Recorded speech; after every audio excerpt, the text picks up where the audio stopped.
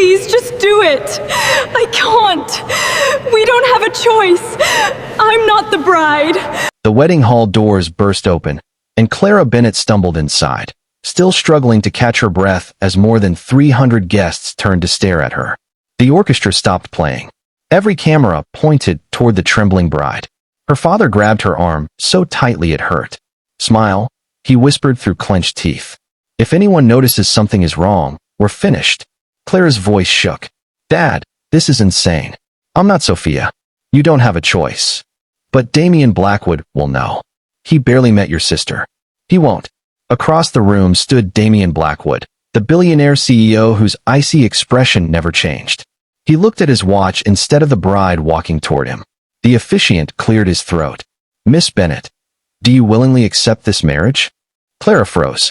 Her hands trembled beneath the white bouquet. Every heartbeat felt louder than the music. She glanced at her father. He silently mouthed 2 words. "Please." Clara closed her eyes. "I do." The ceremony continued. When it was Damien's turn, he answered without emotion. "I do." Not once did he smile. Not once did he look into her eyes.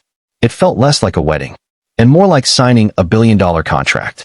If you've ever seen a marriage begin with a secret this dangerous, let us know in the comments. And if you enjoy emotional billionaire stories filled with shocking twists, don't forget to like this video and subscribe because this story is only getting started. Minutes later, the guests applauded while cameras flashed. To everyone else, it was the wedding of the year.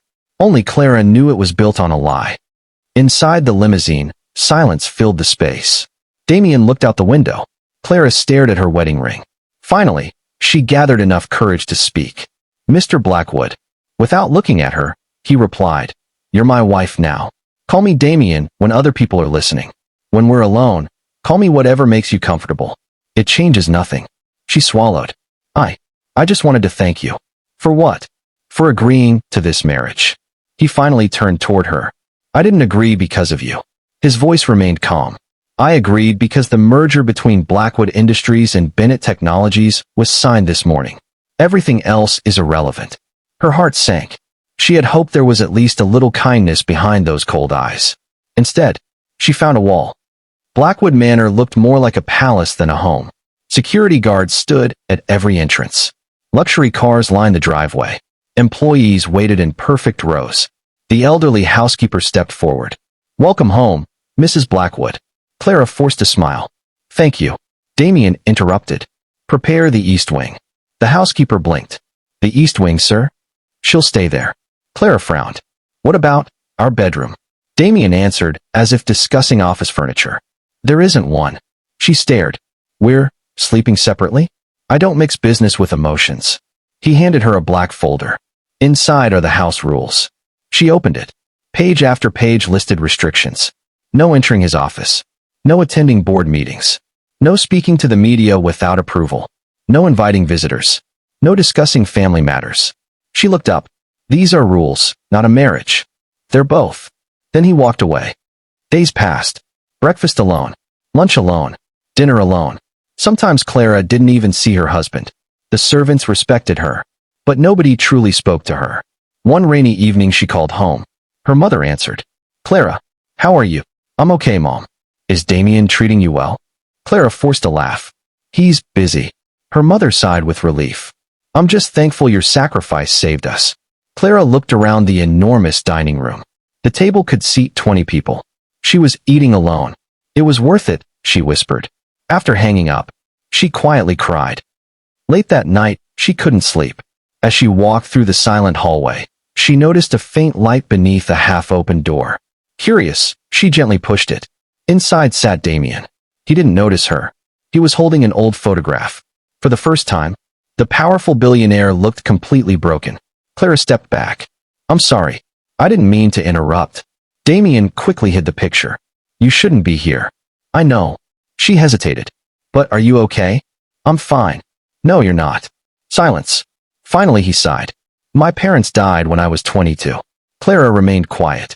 He continued. "The company nearly collapsed overnight. Everyone I trusted disappeared the moment the money became uncertain. I'm sorry." "Don't be." His eyes returned to the photograph. "Pity doesn't change history." She softly replied. "No, But kindness can change someone's tomorrow. For a brief second, something changed in Damien's expression. Not love, not happiness, just surprise. As if nobody had spoken to him that gently in years. Then the wall returned. You should go to bed. She nodded. Good night, Damien. He didn't answer. The next morning the atmosphere felt different.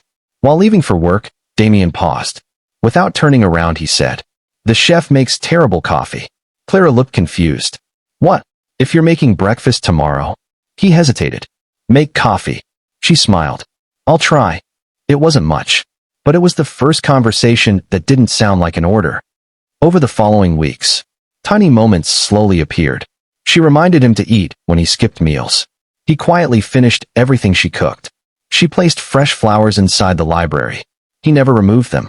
One evening he unexpectedly asked, "Why do you keep smiling?" She laughed softly. Because someone has to.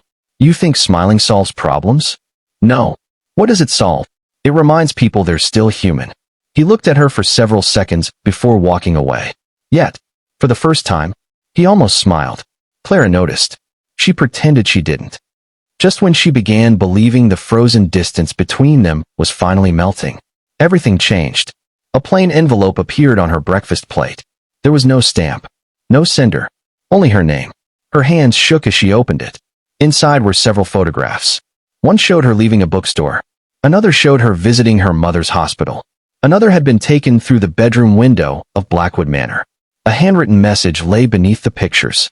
You're easier to reach than he is. Clara's face turned pale. The coffee cup slipped from her fingers and shattered across the marble floor. At that exact moment, Damien walked into the dining room. He looked from the broken cup to the terror on Clara's face. What happened? Without speaking, she handed him the photographs. His expression darkened instantly. For the first time since their marriage, the cold billionaire looked genuinely alarmed. Damien studied every photograph without saying a word. His jaw tightened. Who else has seen these? He asked. Clara slowly shook her head. No one. Good. She frowned. Good? Damien, someone has been following me. I know. You know? I know what this means. She expected him to comfort her. Instead, he reached for his phone. Marcus. His voice became sharp. Double security around the headquarters. No one enters my office without clearance. Cancel every public meeting this week. Clara stared at him in disbelief. What about me? Damien looked at her briefly. You'll stay inside the manor until I say otherwise. That's your plan. It's the safest option. It doesn't feel like you're protecting me. Before he could answer, he walked away, already discussing security protocols with his team. Clara watched him disappear down the hallway. For the first time, she wondered if she had married a man or a machine. The following days felt like a prison sentence. 2 guards followed her whenever she stepped into the garden. The gates remained locked. Every visitor was turned away. Yet something felt wrong. The security around Damien's company doubled.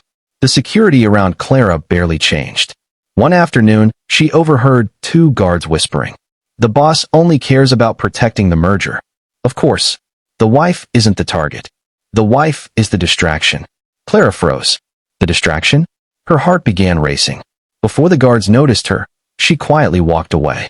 Those 2 words echoed inside her head for the rest of the day. That evening Damien returned home exhausted. His tie hung loosely around his neck. He looked more tired than ever. Clara placed dinner on the table. You should eat. I'm not hungry. You've said that 3 nights in a row. I have work. She crossed her arms. And I have questions. He slowly looked up. What kind of questions? The kind you keep avoiding. Silence. Why am I really here? Damien's expression remained unreadable. You already know. No. I married you because our companies needed the merger. That's not what I meant. She placed the anonymous photographs in front of him again. If someone wants to hurt you, why am I the one being watched? He said nothing. That silence became her answer. Unable to ignore her growing suspicion, Clara secretly hired a private investigator using the small savings she had hidden before the wedding. 3 days later they met inside a quiet cafe. The investigator slid a thin folder across the table. I almost refused this case. Why? Because your husband is one of the most protected businessmen in the country. Clara's hands trembled. What did you find? The attacks surrounding Mr. Blackwood always follow the same pattern. What pattern? When security around him becomes impossible to penetrate. The investigator paused. His enemies look for someone close enough to hurt him. Clara swallowed hard. What are you trying to say? He looked directly into her eyes. I believe you weren't chosen because you were convenient. Her voice barely came out. Then why? You were chosen because you were vulnerable. The words hit harder than any slap.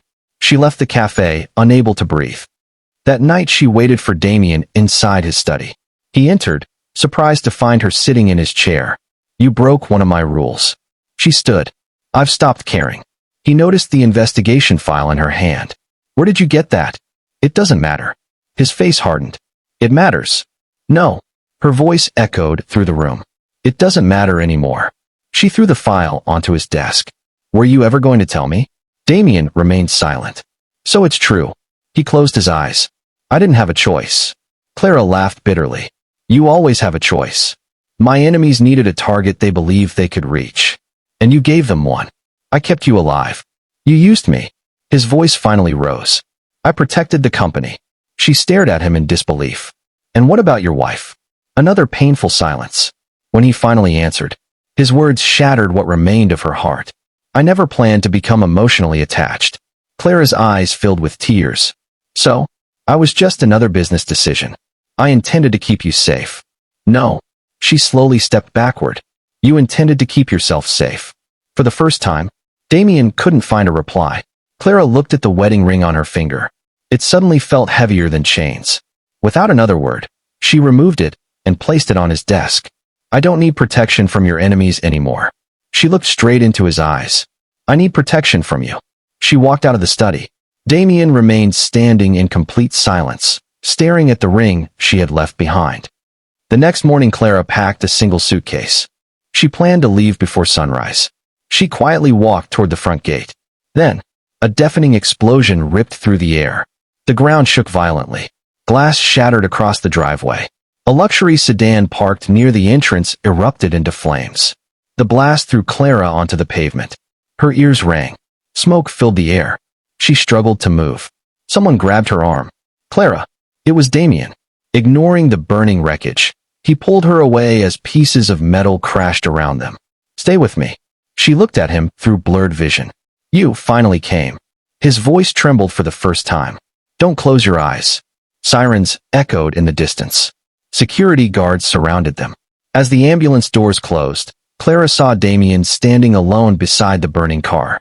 For the first time since their wedding, the fearless billionaire looked terrified. The screen fades there, leaving viewers wondering whether Clara will survive, whether Damien's regret has come too late, and what consequences this attack will have for both of them. If this betrayal made you angry and you're rooting for Clara's comeback, make sure you like this video, subscribe for the next part, and tell us in the comments. Should Clara ever forgive Damien? Or should she make him lose everything?